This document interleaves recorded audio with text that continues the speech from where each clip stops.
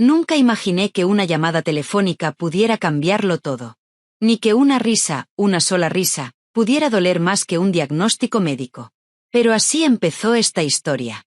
La historia de cómo ayudé a mi propia hermana durante 5 años, de cómo me falló cuando más la necesitaba y de cómo aprendí, demasiado tarde, que la sangre no siempre significa lealtad.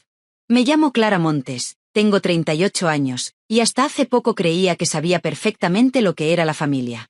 Siempre fui la responsable. La hija mayor. La que no daba problemas. Mientras otros salían de fiesta, yo estudiaba. Mientras otros pedían ayuda, yo aprendía a arreglármela sola. Mi hermana menor, Paula, era todo lo contrario. 4 años más joven, carismática, impulsiva, acostumbrada a que alguien más resolviera las consecuencias de sus decisiones. Para mis padres, Paula era la pequeña, la frágil, la que siempre necesitaba un empujón más. Yo, en cambio, era fuerte. Y durante años confundí esa etiqueta con la obligación de cargar con todo. Crecimos en una familia normal, sin lujos, pero tampoco carencias graves. Sin embargo, desde muy joven entendí que si quería independencia, tenía que ganármela. Estudié administración y luego me especialicé en el sector inmobiliario. Trabajé mientras otros dormían. Aprendí a negociar, a leer contratos, a no confiar ciegamente. A los 30 años ya había comprado mi primer piso, pequeño pero mío. 2 años después, con el mercado en un momento favorable, adquirí una segunda vivienda como inversión. No era un capricho, era un plan. Mientras tanto, la vida de Paula seguía otro rumbo. Dejó los estudios, pasó de un trabajo a otro y acabó casándose con Javier, un hombre aparentemente responsable, con un empleo estable en ventas.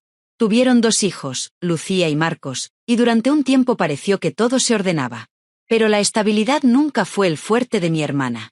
Cuando Javier perdió su trabajo tras una reestructuración, todo se vino abajo. Recuerdo perfectamente aquella noche. Paula me llamó llorando, con la voz rota. No podían pagar el alquiler. El casero les había dado un ultimátum. Mis padres ya los habían ayudado varias veces y no podían más. Yo acababa de dejar libre mi segunda vivienda porque estaba considerando alquilarla. Dudé. No por falta de cariño, sino porque una voz interior me advertía que ese favor no sería temporal. Aún así, ignoré esa intuición. Les ofrecí quedarse unos meses.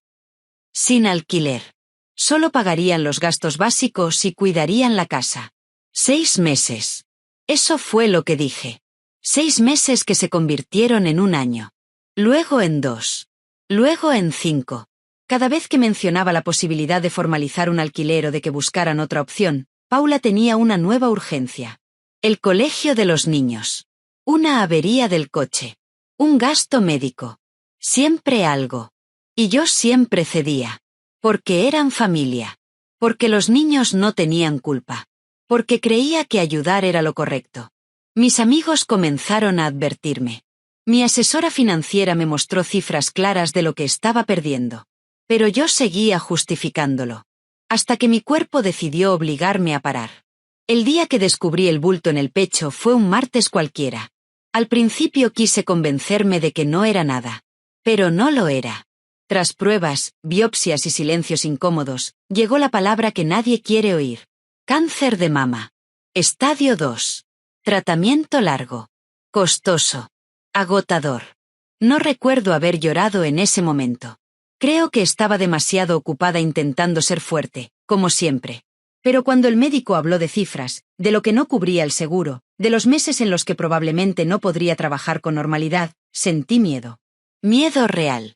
Por primera vez en mi vida, necesitaba ayuda. Pensé en Paula. En todo lo que había hecho por ella. En los 5 años de vivienda gratuita. No se me pasó por la cabeza reclamar nada del pasado. Solo pedir apoyo ahora. Un alquiler reducido. Una contribución mínima. Algo. Fui a verla en persona. Quería mirarla a los ojos cuando se lo contara. Le expliqué el diagnóstico, el tratamiento, el impacto económico. Vi su expresión cambiar, pero no como esperaba. Y entonces ocurrió. Se rió. No nerviosamente. No por incomodidad. Se rió de verdad. Ahora quieres dinero, dijo. Clara, bastante tenemos con nuestros hijos. Intenté razonar. Recordarle todo lo que había hecho. Decirle que no pedía caridad, solo reciprocidad. Pero cuanto más hablaba, más fría se volvía. Incluso insinuó que quizá estaba exagerando, que los médicos siempre dramatizan, que tenía seguro. Que si necesitaba dinero, vendiera la casa. Aquella frase me rompió por dentro. No solo por la crueldad, sino por la claridad que trajo. En ese instante entendí que para Paula yo no era una hermana. Era un recurso. Algo que se usa hasta que deja de ser útil. Me fui sin gritar. Sin insultar. Con lágrimas, sí. Pero también con algo nuevo creciendo dentro de mí. Determinación. Las semanas siguientes fueron duras. Cirugía. Quimioterapia. Cansancio que se te mete en los huesos. Pérdida de cabello. Facturas acumulándose. Vendí mi coche. Toqué ahorros que nunca pensé tocar. Y durante todo ese tiempo, no recibí ni una llamada de mi hermana. Cuando terminé el último ciclo de quimioterapia y los médicos me dijeron que, por ahora, estaba limpia, sentí alivio. Y algo más. Fuerza. Decidí que era momento de enfrentar lo que había evitado durante años. Volví a la casa. A mi casa. Y lo que encontré allí fue el inicio del verdadero conflicto. Un contenedor de obra en la calle. Obreros dentro. Paredes derribadas. Y mi hermana, con un plano en la mano, diciendo con total seguridad que aquella vivienda ya no era mía. En ese momento, supe que la traición no tenía fondo. Y también supe algo más. Que esta vez, no iba a callar. Durante unos segundos me quedé inmóvil, observando aquel caos como si no fuera real. El suelo levantado, las paredes abiertas, el ruido metálico de las herramientas. Era mi casa, la que había comprado con años de trabajo, convertida en una obra sin mi permiso. Los obreros se detuvieron al notar la tensión. Mi hermana me miraba con una mezcla de desafío y falsa seguridad que jamás le había visto antes. ¿Qué significa todo esto, Paula? Pregunté al fin, con una calma que no sentía. ¿Quién te autorizó a hacer reformas en mi propiedad? Nuestra propiedad, me corrigió sin titubear. Clara, llevamos años viviendo aquí. Es lógico que la adaptemos. Esa frase fue como una bofetada lenta. No gritó. No discutió. Lo dijo como si fuera un hecho incuestionable. Uno de los obreros intervino con cautela. Señora, nosotros tenemos contrato firmado. Nos dijeron que la vivienda era de ustedes. Paula aprovechó ese momento para sacar un papel de una carpeta. Me lo tendió con una sonrisa tensa. Aquí está la escritura. Lo firmaste el año pasado. Bajé la vista. No necesitaba más de 2 segundos para saber que era falsa. Mi nombre mal trazado, un notario inexistente, fechas incoherentes. Una chapuza. Esto es una falsificación, dije con firmeza. Y es un delito. Por primera vez, vi duda en sus ojos. Apenas un destello, pero suficiente. Aún así, se recompuso rápido. Estás confundida. Has pasado por un tratamiento duro. Es normal que no recuerdes. Ahí comprendí hasta dónde estaba dispuesta a llegar. No solo me había traicionado. Estaba usando mi enfermedad como arma. Respiré hondo. No discutí más. Saqué el móvil y empecé a hacer fotos. Cada pared rota, cada cable expuesto, cada metro cuadrado de daño. Paula se burlaba, convencida de que yo no tenía salida. Haz lo que quieras, dijo. No nos vamos a ir. Cuando salí, varios vecinos observaban desde la acera. Una mujer mayor, la señora del número 12, se acercó con gesto preocupado. Clara, tu hermana dijo que le habías regalado la casa. Incluso lo celebraron. No me sorprendió. Había construido su mentira con cuidado. No es cierto, respondí. He estado en tratamiento contra el cáncer. No he regalado nada. La expresión de la mujer cambió por completo. Dios mío, lo siento mucho. Asentí y me fui sin decir más. No necesitaba testigos. Necesitaba justicia. Conduje directamente al despacho de Laura, una abogada inmobiliaria con la que había trabajado antes. Cuando vio mi estado, canceló todo. Le conté cada detalle. Examinó la falsa escritura y negó con la cabeza. Esto es grave. No tienen ningún derecho. Y lo que han hecho es penal. Me explicó con claridad, no existía posibilidad alguna de que reclamaran la vivienda. Ni por tiempo, ni por uso, ni por nada. Además, el daño material era considerable. Vamos a actuar rápido, dijo. Desalojo, denuncia y reclamación civil. Esa noche casi no dormí. No por miedo, sino por una mezcla extraña de tristeza y lucidez. Pensé en los años en los que había callado. En cada vez que había puesto a otros por delante.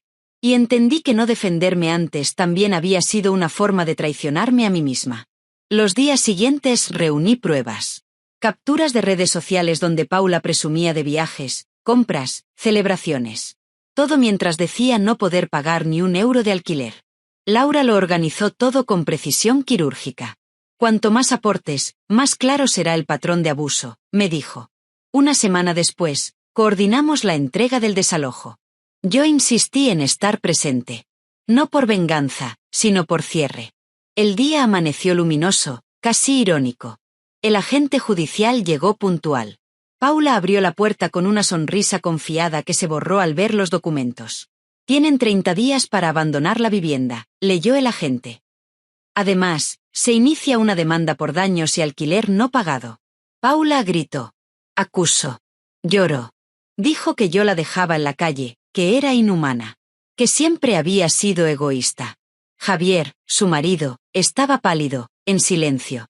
Cuando Laura explicó la demanda y mencionó la posible investigación penal por falsificación, el silencio cayó como un martillo. ¿Falsificación? Susurró Javier mirando a Paula. Ella no respondió. Mis padres llegaron poco después. No sabían toda la historia. Cuando la escucharon, vi en sus rostros algo nuevo. Culpa. Decepción. Te fallamos, me dijo mi madre más tarde. Pensamos que tú siempre podías con todo. Los niños aparecieron en el pasillo, confundidos. Me agaché a su altura. Todo va a estar bien, les dije. Los adultos tenemos que arreglar cosas. No era mentira. Solo incompleta.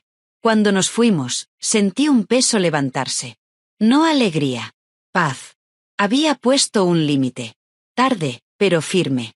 Sabía que lo peor aún no había pasado, pero también que ya no volvería atrás. Esa noche, mientras miraba el techo de mi habitación, pensé en cómo el cáncer me había cambiado. Me había quitado el miedo al conflicto.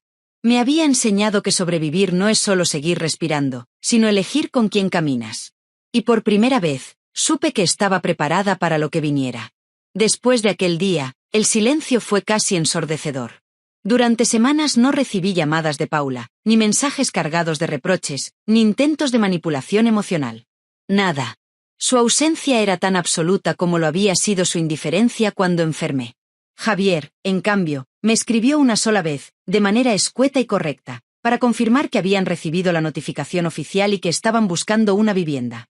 No hubo disculpas explícitas, pero sí una resignación que hablaba por sí sola. Sonaba como un hombre que, por primera vez, entendía el precio de haber permitido que una mentira creciera durante años. Yo decidí concentrarme en algo que había dejado en segundo plano demasiado tiempo, mi propia recuperación. El tratamiento había terminado, pero las secuelas seguían ahí. Había días en los que levantarme de la cama requería más fuerza de la que quería admitir. El cansancio no era solo físico, era emocional, profundo, acumulado. Aún así, cada mañana sentía algo nuevo. No felicidad todavía, pero sí claridad. Una claridad incómoda, honesta, imposible de ignorar. Mi cuerpo empezó a responder poco a poco. El cabello volvió a crecer, diferente, más fino, como si también él hubiese aprendido algo durante la batalla. Mis manos dejaron de temblar. Mi reflejo en el espejo ya no me devolvía la imagen de una mujer frágil, sino la de alguien que había atravesado el miedo y seguía en pie. Por primera vez en mucho tiempo, no sentía culpa por priorizarme. El proceso legal avanzó sin sobresaltos. Las pruebas eran tan evidentes que no hubo espacio para interpretaciones ambiguas. La falsa escritura, las reformas no autorizadas, los años de uso gratuito, las publicaciones en redes sociales que contradecían su supuesta precariedad económica. Todo encajaba en un patrón claro. El juez dictaminó el desalojo definitivo, una compensación parcial por los daños y un plan de pagos por el uso indebido de la vivienda. No fue una victoria celebrada con euforia. Fue una resolución justa. Y eso, después de tantos años de desequilibrio, era suficiente. Tomé entonces una decisión que llevaba semanas rondándome la cabeza: vender la casa. Aquella vivienda ya no representaba una inversión ni un logro. Se había convertido en un símbolo de todo lo que había permitido por miedo a incomodar, por confundir amor con sacrificio. A pesar del estado en el que la dejaron, el mercado respondió bien. Cuando firmé la venta y vi las cifras reflejadas en la cuenta, sentí algo más valioso que alivio económico. Sentí cierre. Un cierre limpio. Mis padres vinieron a visitarme poco después. Por primera vez, no para hablar de Paula, sino para hablar de nosotros. De lo que no vieron. De lo que asumieron. Mi madre lloró al reconocer que siempre me había considerado la fuerte, sin entender que esa etiqueta también pesa. Mi padre admitió que habían confundido independencia con falta de necesidad. Aquella conversación no borró el pasado, pero alivió una herida antigua que nunca había terminado de cicatrizar. Con Paula no hubo reconciliación inmediata, ni promesas vacías. Meses después recibí una carta suya. No un mensaje impulsivo, sino una carta escrita a mano. Hablaba de terapia, de vergüenza, de haber vivido durante años convencida de que el mundo le debía algo. Reconocía el daño causado, sin excusas. No pedía volver a mi vida. Solo asumía la responsabilidad. La leí 2 veces, con calma. No sentí rabia. Tampoco necesidad de responder. Entendí que perdonar no siempre implica retomar el contacto, y que algunas distancias son necesarias para que la paz sea real. Mi relación con mis sobrinos fue distinta. A través de Javier, comencé a verlos en espacios neutros. Parques, cafeterías, tardes sencillas. No necesitaban explicaciones adultas. Solo saber que su tía seguía ahí, sin drama, sin reproches. Aprendí algo importante en ese proceso: poner límites a los adultos no significa abandonar a los niños. Significa protegerlos de dinámicas que no deberían normalizarse. 1 año después de terminar el tratamiento, acudí a una revisión médica rutinaria. Entré en la consulta con esa mezcla de esperanza y temor que solo quienes han pasado por esto conocen. Cuando el médico levantó la vista y dijo que estaba en remisión, sentí como el aire volvía a llenar mis pulmones de verdad. Lloré. No solo por seguir viva, sino por todo lo que había aprendido en el camino. Mirando atrás, comprendí que el cáncer no fue solo una enfermedad. Fue una ruptura. Una frontera clara entre la mujer que daba sin medida y la mujer que aprendió a decir basta. Perdí la relación que creía tener con mi hermana, pero gané algo que nunca había tenido del todo: respeto por mí misma. Aprendí que ayudar no significa desaparecer. Que la familia no es quien exige, sino quien sostiene. Y que defenderte no te hace egoísta, te hace justa contigo misma. Hoy mi vida es más tranquila. Más consciente. Elijo con cuidado a quien dejo entrar, y aún con más cuidado a quien permito quedarse. Ya no confundo amor con obligación. Y aunque el camino fue duro, no cambiaría la claridad que me dio. Si has llegado hasta aquí, gracias por escuchar mi historia. Dime en los comentarios si alguna vez tuviste que poner límites a alguien cercano, incluso a tu propia familia. Dale a me gusta si crees que la generosidad no debería castigarse. Suscríbete al canal para seguir escuchando historias reales de traición, superación y justicia emocional. Y recuerda esto: a veces, el acto más valiente y más amoroso que puedes hacer es elegirte a ti.